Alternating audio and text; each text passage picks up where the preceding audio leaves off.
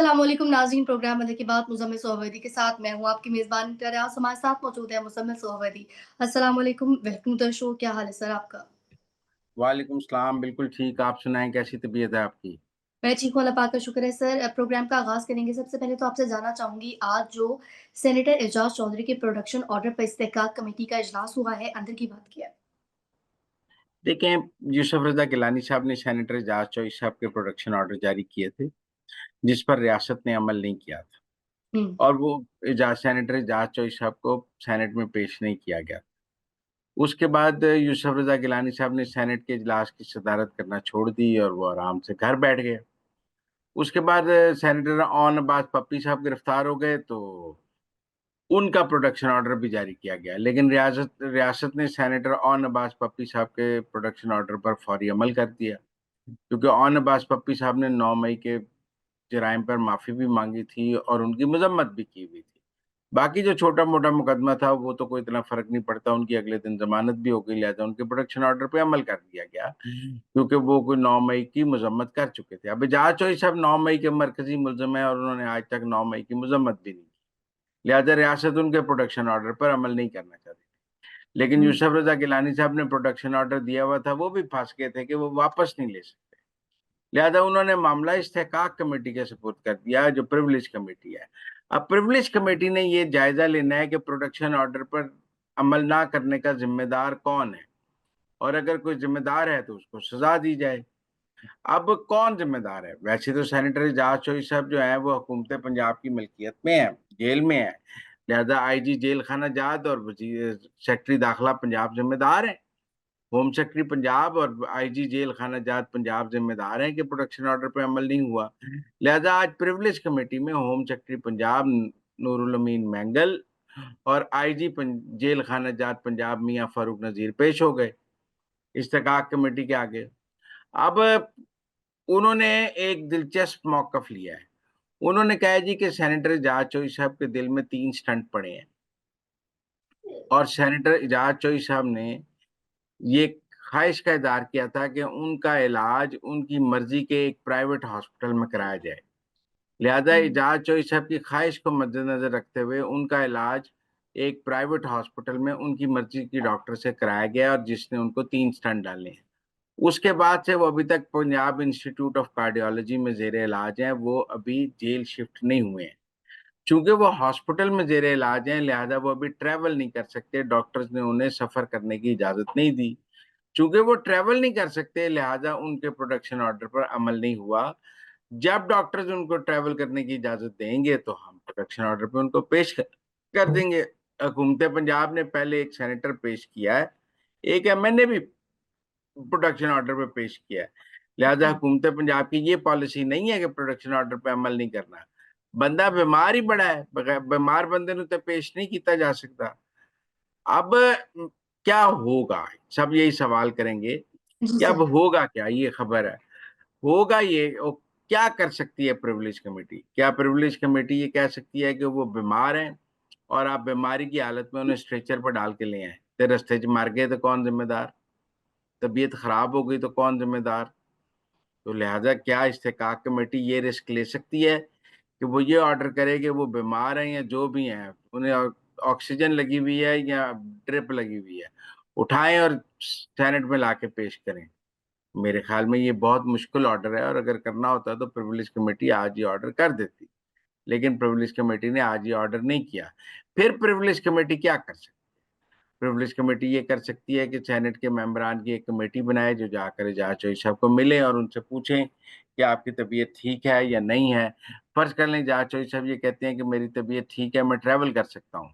लेकिन हुँ, डॉक्टर कहते हैं कि वो ट्रैवल नहीं कर सकते, तो फिर एजाज चौधरी साहब की गल मन्नी जाएगी या डॉक्टर की मन्नी जाएगी? तो डॉक्टर इसके कहेगा कि अगर ये एजाज चौधरी साहब कहते भी हैं कि मैं ट्रैवल कर सकता हूँ, अगर ट्रैवल करेंगे तो दिल का मामला है, दिल लगा जाएगा। फिर क्या होगा? क्या इस्तेहकाक कमेटी डॉक्टर्स का एक इंडिपेंडेंट पैनल बना के, बोर्ड बना के ये असेस करा सकती है कि वो ट्रैवल कर सकते हैं या नहीं कर सकते? तो वो बोर्ड भी आज की रिपोर्ट देगा ना, 2 महीने पहले जब प्रोडक्शन ऑर्डर जारी हुए थे, तब क्या पता था, तब वो ट्रैवल कर सकते थे या नहीं कर सकते थे?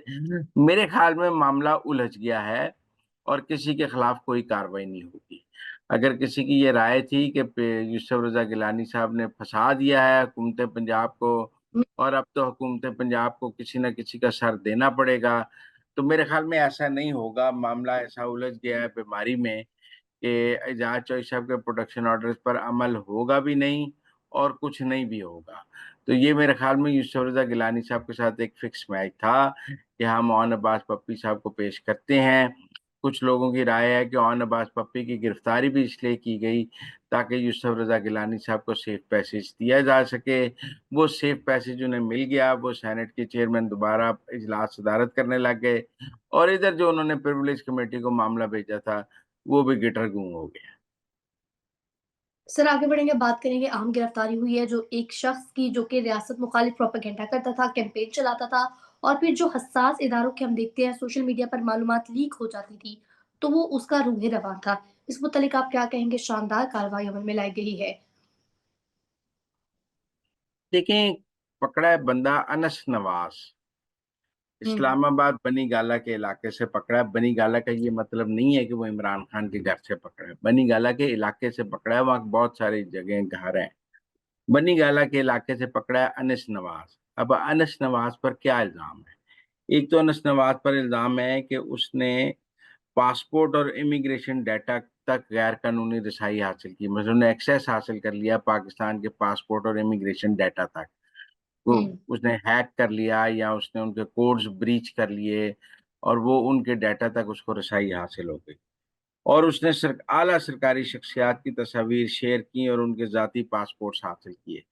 मेरे ख्याल में ये मामला जनरल आसिम मुनीर की बेटियों के पासपोर्ट वाला है, जो अहमद नूरानी ने खबर की थी, और उनका ख्याल था कि उनको डिप्लोमेटिक पासपोर्ट हैं, लेकिन बाद में वजाहत हुई कि वो सरकारी पासपोर्ट्स थे, वो डिप्लोमेटिक पासपोर्ट्स नहीं थे। लेकिन ये अनस नवाज था जिसने ये डाटा अहमद नूरानी को निकाल कर सहारा दिया है, जो अभी तक खबर सामने आ रही है। और अब तक की खबर के मुताबिक, क्योंकि और तो किसी आला शख्सियत का डाटा ऐसे लीक नहीं हुआ जैसे जनरल आसिम मुनीर के घर वालों के पासपोर्ट, तस्वीरें और सब कुछ लीक हुआ है।